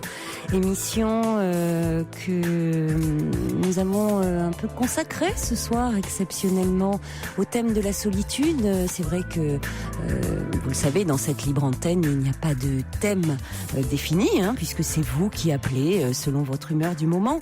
Simplement, là, je ne pouvais pas passer sous silence cette une du Parisien qui interpelle quand on voit que 4 millions de Français souffrent de la solitude. Et vous êtes très nombreux à réagir au 39-21, donc vous pouvez continuer à le faire, à appeler jusqu'à 1h. Vous pouvez également envoyer des messages au 7-21-21 code nuit, et vous pouvez également nous écrire sur le site dublanche.fr. Alors, avant cela, beaucoup de messages qui arrivent pour Georges. Il y a Catherine qui lui souhaite un très bon anniversaire, que de bonheur à vous, même si c'est samedi. Il y a le subversif qui dit « Au peuple et à la cour, une bulle papale autorise par extraordinaire la célébration de la royale nativité ce jour. Que Dieu bénisse notre gentil roi Georges. » Sergio qui dit samedi je penserai à toi, et c'est sincère, sois-en sûr, majesté chouchou. Et Georges d'ailleurs qui est très très touché, et je suis sûre qu'il doit être tout rouge d'émotion, de confusion, et même il en remercie Sergio. Alors là franchement, les frères ennemis sont réconciliés, frères ennemis qu'en apparence. Des réactions aussi par rapport à Nathalie, dont le témoignage était assez poignant. Il y a quelqu'un qui est Libellule qui dit ma psy a voulu me prendre dans ses bras et cela fait autant fuir que le silence. Certes, je comprends. C'est vrai qu'entre la distance et puis la trop grande proximité, ça peut être extrêmement déstabilisant. Pour revenir à la solitude, il y a des témoignages. Il y a Jaja qui dit « J'ai quitté le centre de la France pour la Normandie depuis 3 ans. C'est vrai que c'est dur de se refaire des amis. J'ai l'impression d'être une étrangère. » Il y a également le Trublion qui me dit oui, beaucoup de gens sont seuls, comme moi, 365 jours par an. Les adultes handicapés ne font pas rêver. Je n'ai que la compagnie et l'amour de mon chat. Même vous, Caroline, ne serez pas là pour me souhaiter un joyeux anniversaire le 29 juillet, mais je ne vous en veux pas. Bise, le Trublion et Moumoun. On comprend à quel point Moumoun compte dans la vie du Trublion et quand parfois certains peuvent être un peu choqués de la place que peuvent prendre les animaux de compagnie. On comprend mieux à travers des messages comme celui-ci à quel point la présence d'un animal peut être précieuse. Il y a Bogos qui dit « Très dur la solitude, je connais ça, moi qui suis pourtant Bogos. » Oui, Bogos est là parmi nous. Notre Michael Vendetta à nous, eh bien, il est là ce soir. Il y a également... attendez, j'avais sélectionné beaucoup de messages. Vous êtes très nombreux à écrire. Pardonnez-moi si je suis un petit peu confus, mais au fur et à mesure qu'un message arrive, vous savez ce que c'est. Il y a Nico qui dit c'est l'effet Facebook. On a de plus en plus d'amis, mais au fond on ne connaît personne. Alors éteignez l'ordi et sortez dans la rue. Mais pourtant dans cette étude, ils disent que ceux qui sont connectés sur Facebook et tout, qui ont aussi en général beaucoup d'amis dans la vraie vie, alors que ceux qui, si vous voulez, sont pas accès à ces réseaux, ils n'ont pas non plus d'amis dans la vraie vie. Bon, je vous livre les résultats de cette étude. Après, je n'en sais pas plus. Allez, on va retrouver l'ami Eric qui est avec nous. Alors Eric, vous nous dites que vous êtes voyant par téléphone. On a des réactions puisque on vous connaît, la nuit, les amis de la nuit vous connaissent, vous ne cachez rien de nous d'ailleurs. Alors il y a le subversif qui vous taquine, qui dit alors gardien d'immeuble, voyant par téléphone, un cursus qui laisse envisager une suite allant du chanteur de bal du 4e âge au VRP en sac à main ou autre aspirateur. Et puis il dit bon allez mon cher Eric, pas de cachotterie entre nous, vous fournit-on une trame lambda pour conduire vos entretiens censément extra-lucides? Bonne question. Non, on ne fournit pas de trame. Alors comment se lance-t-on comme ça dans la parce que ça c'est un autre sujet, mais dans la... Je me suis pas lancé, je suis tombé dedans. Quand vous étiez petit? Non, quand j'étais déjà très très très grand. Non, en fait, je suis tombé dedans sans le savoir, on va dire, il y a une dizaine d'années. Mais c'est que ce n'est qu'à la fin de l'année dernière, j'ai eu besoin de consulter des médiums. J'en ai consulté 10, et sur 10, il y en a 6 qui m'ont dit, avant même que j'ouvre la bouche, qui m'ont dit « Oh là, mais vous êtes médium, vous ?» Alors je disais non. Non, je suis chômeur, mais je suis pas médium. Mais ils m'ont fait si, vous êtes peut-être chômeur, mais vous êtes c'est pas incompatible, médium. Oui, voilà. C'est pas incompatible. Et donc, ils m'ont fait faire des tests. Et des tests, et des tests, et des tests. Et puis les médiums? Ouais. Pas les médiums que je consultais, ils m'ont envoyé auprès de des patrons de leur cabinet. Qui m'ont fait, parce que bon, ils m'ont dit, faudrait que vous rentriez. Non mais attendez Eric, vous êtes en train de nous dire que tout ça est honnête? Non, parce que moi, que vous me disiez, franchement, j'avais besoin un moment de vivre et tout ça, et voilà quoi. Moi, je l'entends, parce que, mais franchement, quand vous me dites que parfois vous bossez de midi à minuit, vous l'avez dit d'ailleurs à un moment, ces gens sont seuls, ils ont besoin d'être rassurés. Je trouve ça, vous voyez, mais moi j'entends, mais après. Je vais vous dire un truc, Caroline. Je comprends tout à fait votre scepticisme. Non, mais parce qu'on s'est parlé en plus à plusieurs reprises. Ouais. Je vous connais pas. C'est pas parce qu'on s'est parlé à plusieurs reprises et que j'ai vu un peu votre parcours. Mais là, bon, ça sera un autre débat. Mais je sais pas, je trouve que autant j'entendrai. Vous voyez, j'ai besoin de travailler et puis, mais on peut pas franchement en plus faire par téléphone comme ça autant d'heures. Ça s'appelle de la clairaudience. Ouais. Non, mais non. Alors, non, mais vous pouvez me donner le terme et tout, mais vous pouvez avoir une bonne écoute, avoir une bonne oreille et faire du bien à ces gens qui vous écoutent, parce que vous le faites avec beaucoup de bienveillance, ça j'en suis certaine, voyant un peu comment vous pouvez être, et le faire avec beaucoup de gentillesse et de bienveillance. Je vais vous dire mais la clairaudience, peanuts, quoi. Bon, je comprends tout à fait votre scepticisme. Maintenant, moi, je vais vous dire quelque chose. Après, vous croyez pas. Je suis pas là pour faire du prosélytisme.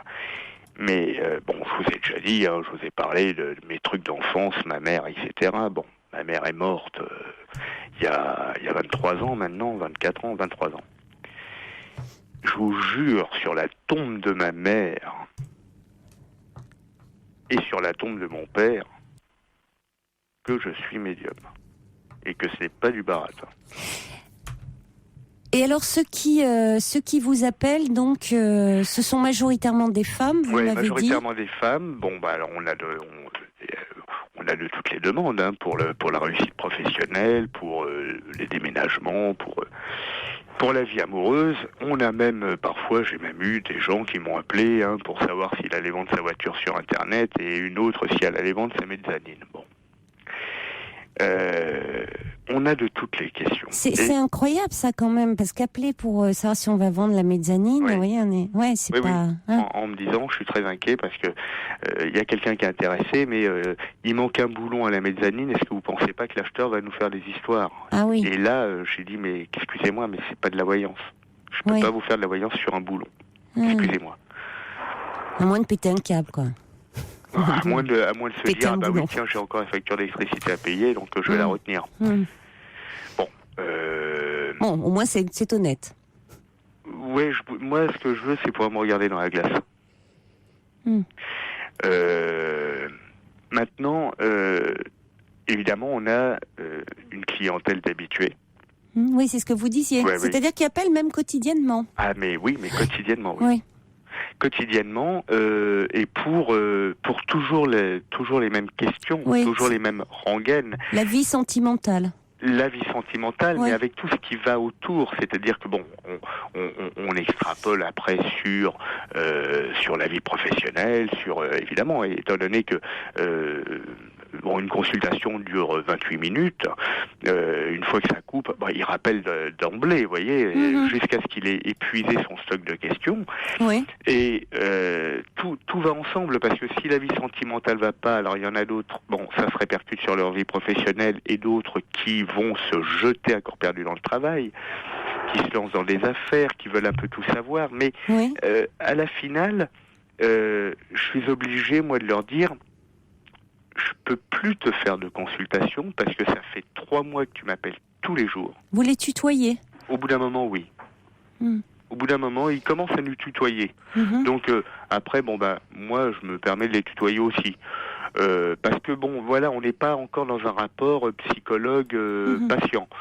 C'est pas du tout le même. Mais la plupart qui sont vraiment désespérés ont tendance à nous confondre avec des psychothérapeutes. Et là, je ne sais pas comment font mes confrères, mais moi je mets une barrière. Je dis là, il faudrait que ça dépasse mes compétences. Moi, je peux vous dire ce qui va se passer dans 2 ans maximum, mais je peux pas vous soigner vos maux. Là, il faut, si vous voulez vraiment atteindre le bonheur, il faut que vous alliez voir un psychothérapeute. Mais vous comprenez, j'aimerais que vous me disiez, est-ce que je vais le revoir, est-ce que je vais être heureuse, est-ce que je vais enfin me marier, est-ce qu'il m'aime ? Alors c'est ça.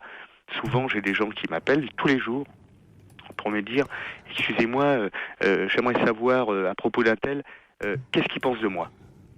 Mais d'emblée, je m'appelle une telle, j'ai tel âge, qu'est-ce qu'il pense de moi ?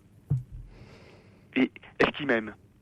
il y en a d'autres qui sont là, qui font, est-ce que je suis apprécié au travail par mes collègues? Est-ce que je suis apprécié par mes patrons? Est-ce qu'on parle pas sur moi? Oui. Et ils sont très, besoin très, d'être très, très rassurés, seuls. oui. Et oui. Ils ont très peur de la vie. Mais alors, imaginons que finalement, vous pensez que vous dites donc vous êtes médium et que vous pensez que cette personne, la personne aimée d'eux, ne les aime pas. Vous leur dites? Oui. Oui. Dans nos annonces de travail, on annonce clairement qu'on fait de la voyance sans complaisance. Oui, mais parce que vous pourriez rassurer, écouter, voilà, sans vous prononcer vraiment. Je suis d'accord. Maintenant, il faut savoir une chose, c'est que quand quelqu'un me consulte, admettons que vous m'appeliez, je vous fais votre consultation. Oui. En même temps que je vous fais votre consultation, il va y avoir Georges, Sergio, machin, etc., qui vont attendre derrière. Vous nous feriez un prix de groupe, hein, j'espère quand même dans ces cas-là. Vous nous feriez un prix de groupe, j'espère. Non. Nous, on vous a... C'est pas moi qui fais les on tarifs. vous a jamais rien demandé, hein, vous, quand vous nous avez appelé, Eric. C'est tout à fait exact, mais c'est pas moi qui fais les tarifs non plus. Et je vois, d'accord. Mais écoutez, on va voir, mais maintenant, vous passerez plus comme ça sur Europe 1, hein, on verra. On va vous demander votre carte bancaire également, avant que vous vous exprimiez sur Europe 1. C'est combien à propos, d'ailleurs, la petite plaisanterie, là? Alors, entre guillemets. Sur les réseaux téléphoniques, les gens qui appellent payent 34 centimes la minute. D'accord. Donc à la fin d'une demi-heure, ça leur fait 10 euros. Et sur 10 euros, moi, je suis payé... Donc autant faire beaucoup d'heures. Alors je précise, effectivement, nous, là aussi, quand les personnes appellent le 3921, c'est payant, à la différence près que nous rappelons. Oui, absolument. Donc si vous m'appeliez, il y aurait donc toute la joyeuse équipe qui serait derrière et qui entendrait la consultation. On ne fera jamais ça, hein, on n'est pas là pour piéger. Non, mais je sais bien. C'est pour vous expliquer que, admettons que... Non, mais on va pas... C'était pas le propos, de toute façon, de vous dire... Moi, ce qui m'intéressait, c'était par rapport au thème de la solitude, savoir un petit peu, vous étiez intervenu dans ce cadre-là, Eric. Hein, ouais. Donc ça permet d'avoir de vos nouvelles, voilà. Et donc de dire que finalement, il y avait beaucoup de personnes qui, au fond, vous aviez appelé le 3921 ce soir en réagissant à ce thème de la solitude pour dire il y a beaucoup de personnes et notamment des femmes qui appellent et parfois quotidiennement ces réseaux, ces consultations de voyance par téléphone pour au fond parler, et souvent ces personnes sont très seules. Hein. Oh là oui. Oui. Et puis il y en a qui sont même carrément dépressives. Et puis de temps oui, en mais c'est là où je trouve ça dangereux.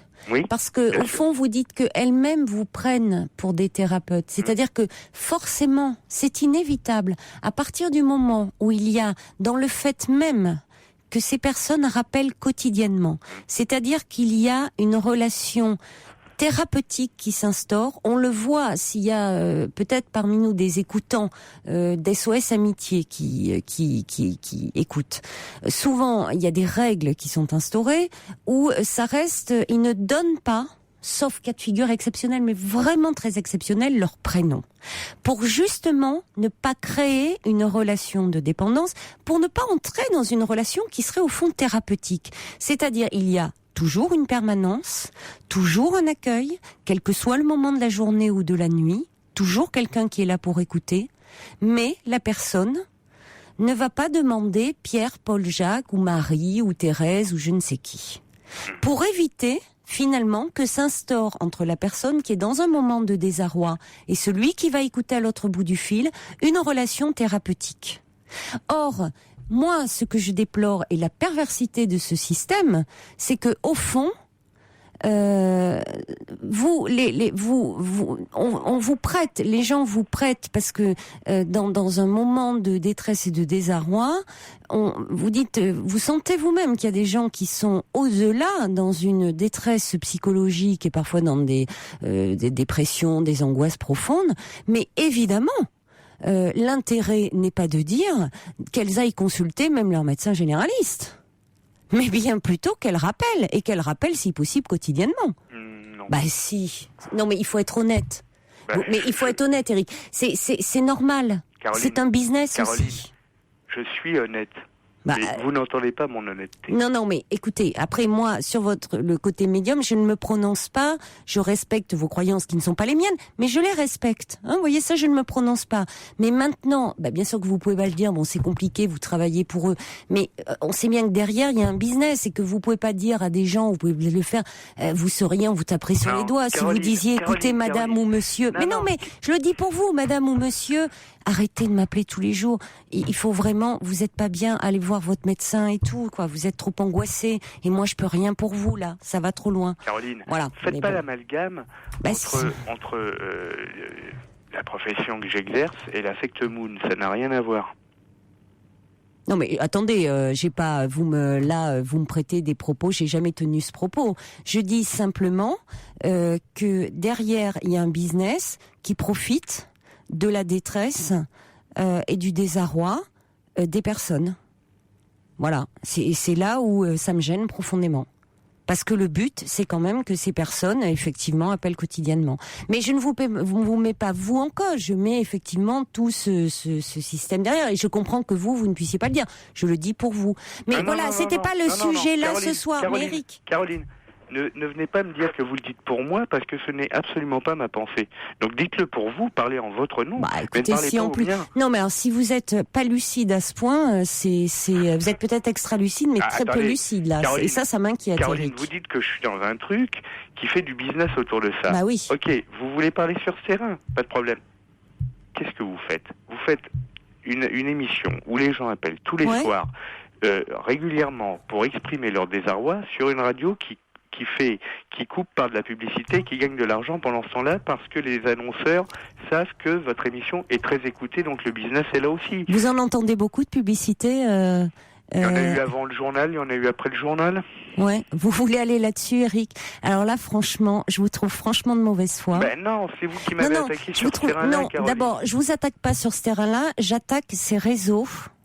Et franchement, je vous trouve là de très mauvaise foi, parce que c'est une radio. Contrairement à vous, c'est une radio ou effectivement une radio privée qui vit à partir de la publicité. Donc effectivement, contrairement à des radios publiques, nous ne vivons qu'à partir de cela. La publicité à partir de minuit, il n'y en a quasiment pas. Et je suis désolée, contrairement à vous, contrairement à ce qui se fait, je ne dis pas vous, Eric, contrairement à ces réseaux, là, les personnes qui appellent, on leur demande pas de rappeler tous les soirs. Hein. Ça n'a rien à voir. Non, d'accord. Mais quand vous recevez les SMS, la station gagne de l'argent. Quand on appelle un numéro court, comme on l'appelle Europe 1, ça coûte plus cher qu'un appel local normal. Donc, il y a un business aussi autour de ça. Il faut être lucide. Il n'y a pas besoin d'être extra lucide pour ça. Vous le savez aussi bien que moi. Non mais attendez, là, je suis désolée, les personnes qui envoient des messages, rien ne les oblige. Ce sont pas des personnes en général dans les SMS, ce sont des personnes qui réagissent à des témoignages. Caroline. Ce sont pas des personnes qui sont dans des situations de détresse. Caroline.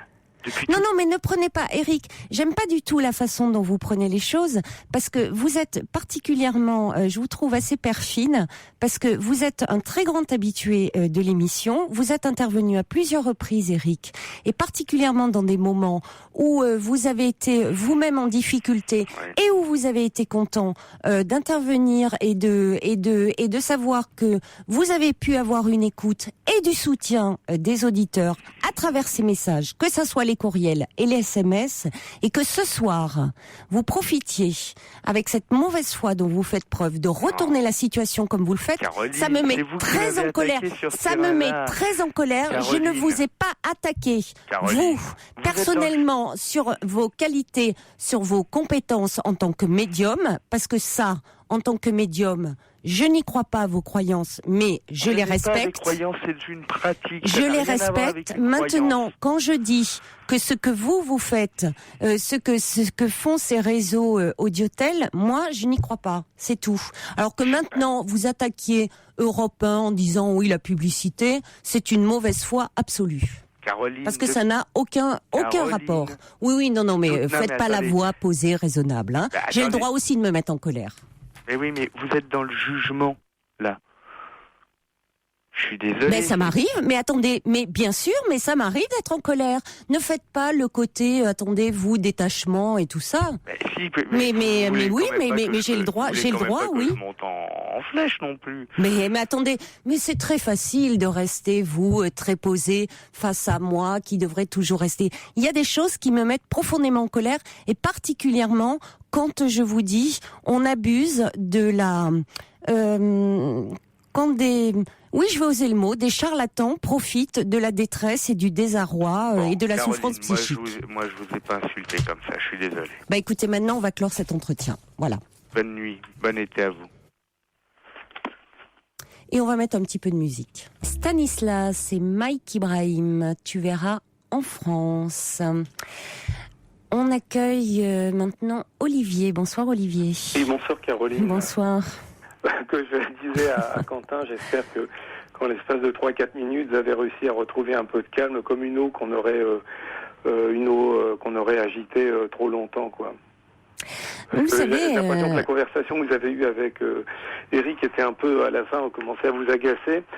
Ah, mais c'est pas une impression. Oui, non, enfin, l'impression, oui, elle est... Enfin, oui, je trouve, c'est très compliqué, ce sentiment pénible de... Comment dire, toujours délicat de devoir, évidemment... quand il y a une telle confusion, si vous voulez, quand il y a une telle confusion, vous voyez, c'est cette comparaison entre ce qui est fait dans l'émission, l'assimilation, la station Europe 1, à ces réseaux de voyance. Enfin, je veux dire, on ne crée pas. Mais vous voulez parler de l'émission justement, donc c'est intéressant ce que vous allez en dire. Le but de l'émission n'est pas de créer une dépendance. Alors, on n'a jamais prétendu, évidemment, qu'il n'y avait pas de publicité sur Europe 1, puisque on ne vit qu'à partir de la publicité. Sans publicité, il n'y a pas de... Ça n'existe pas, enfin, bon... Donc, les SMS... Oui, il y a les SMS, bien sûr qu'il y a une part... mais si vous voulez les SMS en même temps, vous pouvez envoyer des SMS pour réagir, mais on ne vous dit pas envoyer sans arrêt vos SMS et je vais vous répondre par SMS, puisque je dis bien même au contraire, je ne fais pas de réponse par SMS. Je ne fais pas de réponse ni par SMS ni par courriel. Appelez le 3921 ou envoyez sur votre courriel et nous on vous rappellera, ou bon, on prend en charge la communication. Donc cette confusion qui est faite et je trouve est malhonnête, quoi, est malhonnête. Mais je sais pas, et c'est difficile de réagir à chaud parce que ça m'a mise très en colère, parce qu'en plus, si vous voulez, ce parallèle entre la voyance par téléphone et moi qui anime cette émission. Avec depuis le début, où j'essaye d'être la plus sincère possible, véritablement la plus intègre possible, on me reproche souvent, très souvent, d'orienter vraiment vers des médecins, vers des spécialistes. Ouais. Alors que justement, je n'ai pas la solution à tous les problèmes. C'est ce que je dis, c'est que la solution, elle étant la personne, et qu'une émission de radio reste une émission de radio, et on ne peut pas faire de consultation à la radio. Oui, tout à fait. Enfin, vous pouvez simplement essayer de comprendre un peu ce dont il s'agit, et puis ensuite, en fonction de ce que vous comprenez, dire aux gens, allez voyez un médecin, enfin un thérapeute, qui ensuite on pratique tel ou tel type de thérapie. Oui, c'est-à-dire que psychothérapie. Voilà, c'est-à-dire que je pourrais je veux pas devenir dire oui, j'ai la solution à votre problème, je peux proposer une écoute. C'est pour ça que quand je sens qu'il y a une problématique beaucoup trop complexe derrière, je préfère ne pas prendre de risques et dire allez en parler, parce que ça peut pas se régler sur une antenne de radio. Ah, tout à fait, ouais. Vraiment. Mais en même temps, je pense peut-être à la décharge d'Éric, que qu'il est peut-être le premier abusé dans cette histoire, qu'il est sincère, et c'est pour ça que je ne relevais pas par rapport au fait qu'il il me dit être médium, et ça je ne l'ai pas relevé parce que moi je respecte ses croyances et les croyances de chacun. Chacun a ses croyances, mais après qu'il défende cela, et c'est là où non. Et après ce parallèle avec la station, non, était insupportable. Mais je pense que lui-même est peut-être abusé. Voilà. Bon. Ouais, je sais pas. Je n'ai pas d'idée. Voilà. Difficile de savoir, on n'est pas, mais je pense que. En tout cas, on va vous écouter, vous, parce que vous vouliez revenir justement sur ce thème qui était ce thème de la solitude. Oui. Alors, ce que je disais à Siba quand je l'ai eu au téléphone, c'est l'impression que j'avais, c'est que les gens qui appelaient, qui vous appelaient, j'écoute votre émission assez régulièrement, et la nature des témoignages ou l'objet de l'appel me faisait penser que ces gens étaient dans une solitude assez importante, et je me posais aussi la question de savoir si le fait que les gens aient consulté des psys, c'était tout simplement pas lié au fait que les gens ne trouvaient pas d'amis. C'est-à-dire de gens auprès desquels vous allez parler à cœur ouvert, trouver conseil, une écoute attentive. Et à ce sujet, je me souviens d'une fille qui avait témoigné, qui avait appelé, je ne sais plus pour quelle raison, qui avait compris un certain nombre de choses, et vous lui aviez demandé, mais est-ce que vous avez consulté, ou je sais pas quoi, et la personne vous avait répondu, je retraduis les propos, mais qu'elle était entourée d'amis, de gens sur lesquels elle pouvait compter, quoi. Et je voulais juste intervenir, exprimer ça.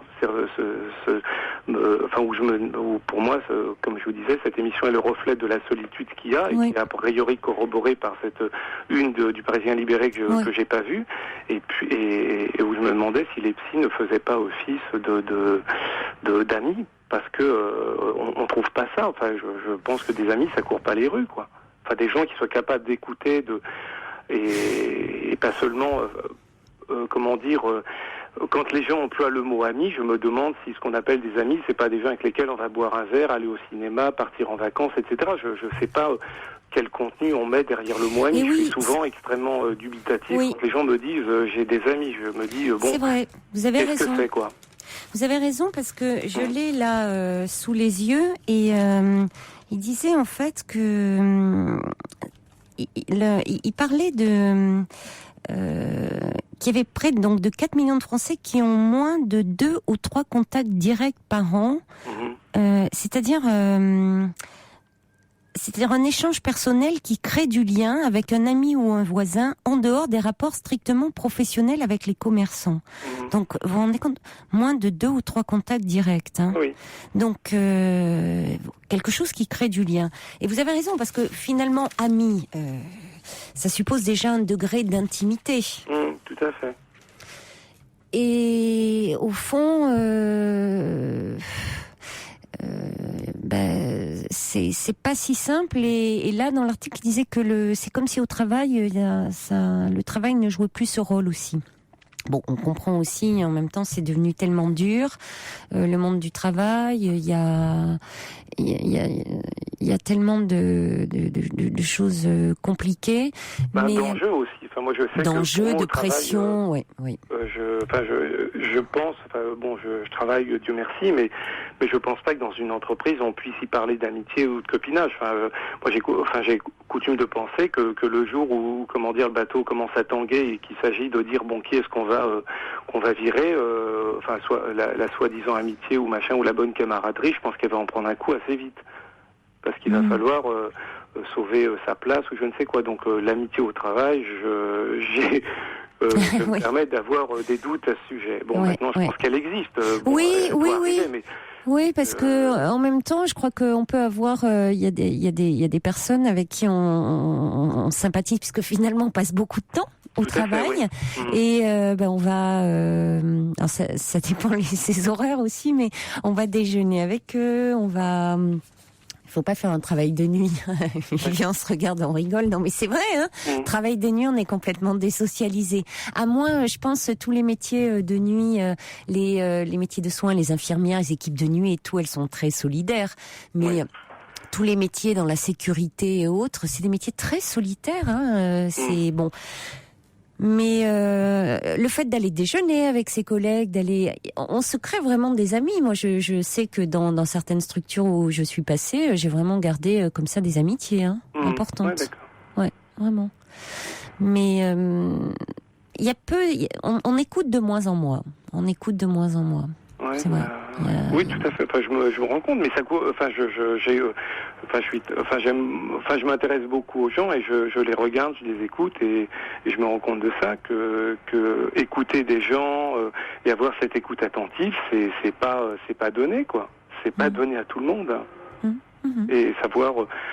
Être vraiment là quand les gens parlent et comprendre, tiens, que là il y a quelque chose d'intéressant qui s'est dit, que la personne a dit et qu'il faut creuser. Ça, vous trouvez pas ça, comme ça, sous le sabot d'un cheval, hein, comme on dit. Mais bon, voilà. Non, et c'est pour ça que ça fait le jeu, malheureusement, de beaucoup de gens qui peuvent.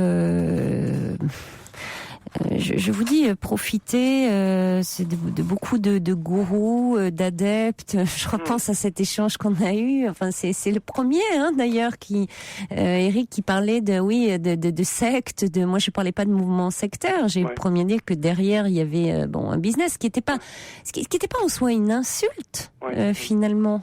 C'était reconnaître, c'était un marché. Bon, après que lui le fasse sincèrement, c'est une chose, mais reconnaître que voilà et que je trouvais que c'était quand même grave pour d'un point de vue déontologique. De jouer avec la détresse des gens. Voilà. Même si lui était sincère dans sa démarche.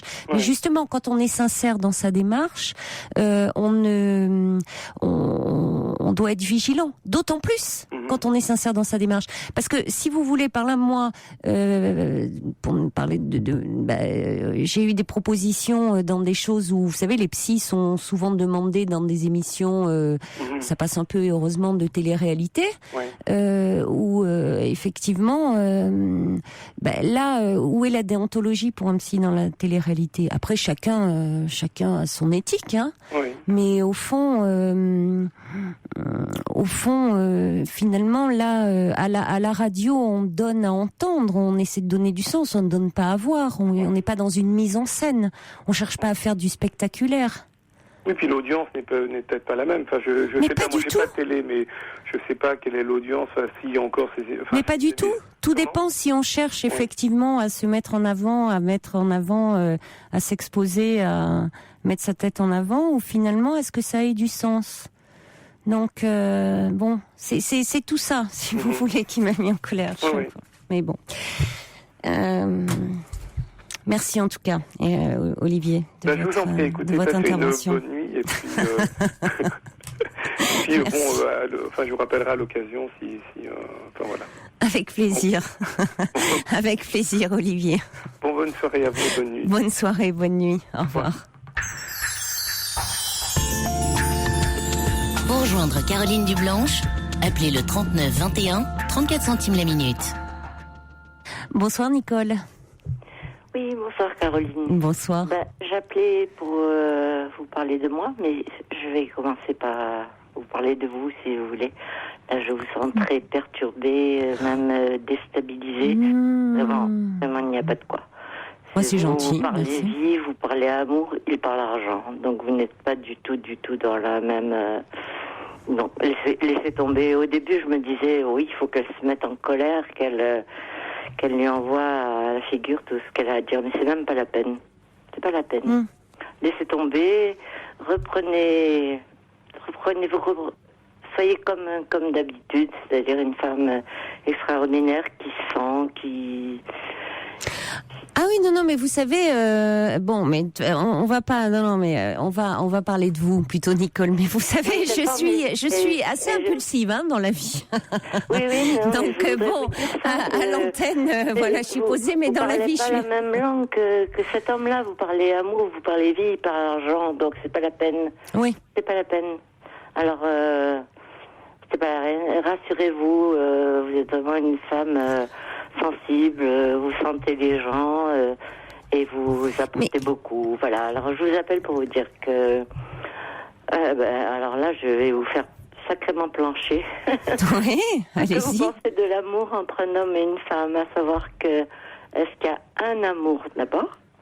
Est-ce qu'il y a pas des différentes formes d'amour, à savoir l'amour tendresse, l'amour passion, l'amour sexuel, l'amour fraternel et tout ça. Et ensuite, est-ce que, à mon âge, c'est-à-dire à 70 ans, on peut aimer de la même façon qu'à 15 ans? Deux questions, donc. Alors, je vais répondre par la deuxième, si vous me le permettez. Je pense justement, par le biais d'une lecture que j'ai beaucoup aimée de Noël Châtelet, je sais pas si, qui s'appelle la femme coquelicot. C'est la sœur de mais enfin, elle mérite à elle seule qu'on parle d'elle sans être la sœur de son frère. C'est trop. Et justement, elle décrit très bien que les amours, à cette période-là de la vie, ont cette intensité, cette fraîcheur, des premiers temps de l'enfance où on croit que les amours dites enfantines, au fond, en tant qu'adulte, on considère ça un peu d'un revers de main. On a tendance un peu à les banaliser. Oh, ma fille ou mon fils, un petit amoureux. Et alors que ce sont des amours très très fortes, enfin au niveau sentiment, c'est très puissant. Et elle disait qu'au fond, les amours dans la période où on est, cette période, je sais pas, 30, 50, où on est productif pour la société, on est tellement accaparé par plein d'autres choses, justement, construire sa carrière, son couple, sa vie de famille, les enfants, parfois on n'a pas vraiment de temps à se consacrer à l'amour. Alors que quand on est tout petit, et puis après, dans un âge plus avancé, on a tout le temps pour se consacrer à l'amour. Vous l'avez lu, ce livre ? Non, j'ai lu son livre sur la mort de sa mère.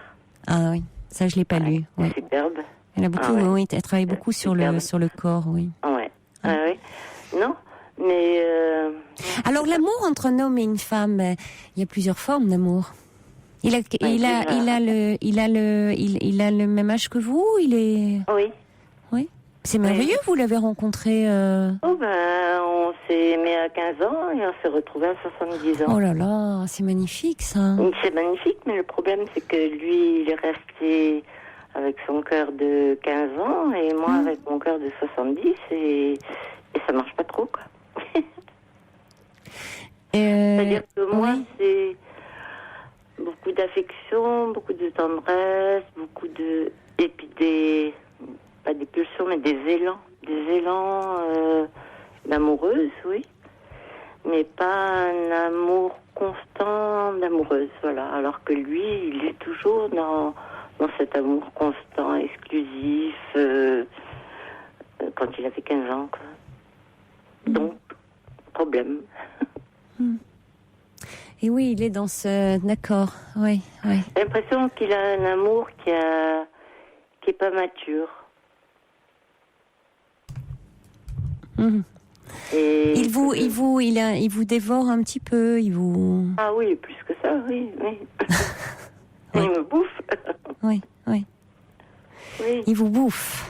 Bon. Il me bouffe et...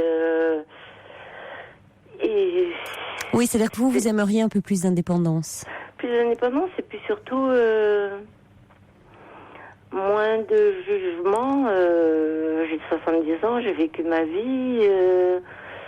Ma personnalité, elle s'est forgée au niveau des années et je suis pas forcément celle que j'étais à 15 ans. Et lui, il veut m'aimer avec son amour de 15 ans, comme quand j'avais 15 ans. Oui, forcément, oui. Il faut peut-être essayer quand même d'en parler un peu avec vous, c'est-à-dire avec lui, mais vous l'avez retrouvé depuis, c'est récent donc ces retrouvailles-là. Depuis 3 ans. Ah, quand même. Bon, c'était pas totalement perdu de vue, mais bon, il s'est trouvé que il y a 3 ans, il était seul et j'étais seule, et puis voilà, c'est reparti, mais c'est pas reparti dans le même sens, quoi. Et c'est dur à vivre. Mais en même temps, vous êtes très amoureuse de cet homme. Non, j'ai des élans. Des élans, voilà. J'ai une grande affection, oui, un grand amour pour cet homme. C'est mon père, c'est mon frère, c'est plein de choses. Et puis j'ai parfois des élans amoureux, mais seulement des élans. Et lui, il voudrait que ce soit permanent, voilà. Oui.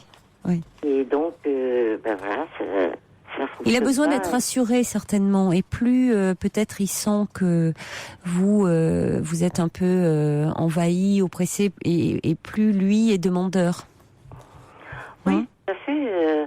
Il voudrait, voilà, comme un adolescent, m'avoir toute seule, avec lui seul, tout le temps, pour tout, et voilà.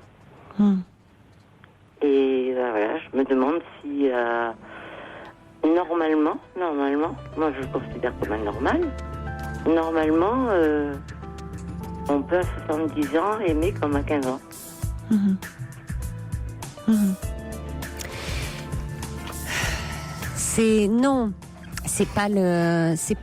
Elle en parle dans ce livre. C'est dans en termes de disponibilité, mais forcément il y a la maturité qui est là, il y a l'expérience, c'est-à-dire en disant profitons. Il y a cette plénitude, mais visiblement il y a quelque chose où vous n'êtes pas en phase, et je crois que ça serait important d'en parler avec lui. Heureusement, vous connaissez l'émission, c'est l'heure de la petite musique où on doit se quitter. On pourra peut-être en reparler si vous le souhaitez, Nicole. La semaine prochaine, lundi, là il faut vraiment qu'on se quitte, que je rende l'antenne. Il n'y a pas d'émission demain, mais peut-être lundi, de nouveau à 23h si vous le souhaitez. Oui. Je vous embrasse. Je vous redis, tenez bon. Merci, mais il n'y a pas de souci, ne vous inquiétez pas. Au revoir. Très belle nuit à tous, faites de jolis rêves, et donc à lundi.